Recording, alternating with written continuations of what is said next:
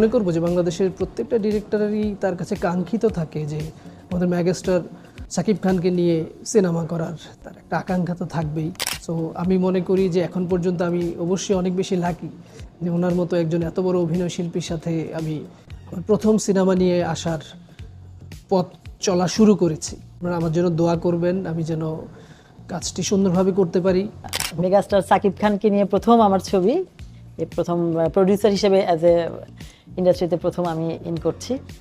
আমার অনুভূতি খুবই চমৎকার যে শাকিব খানকে নিয়ে আমি ছবিটা করতে পারছি। আমার প্রথম ছবি মানেই হচ্ছে মেগাস্টার শাকিব খান।